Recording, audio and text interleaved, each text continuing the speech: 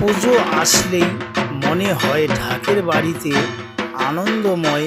এই দুর্গাপুজোয় সবার মহা উৎসবে আমরা মেতে উঠি।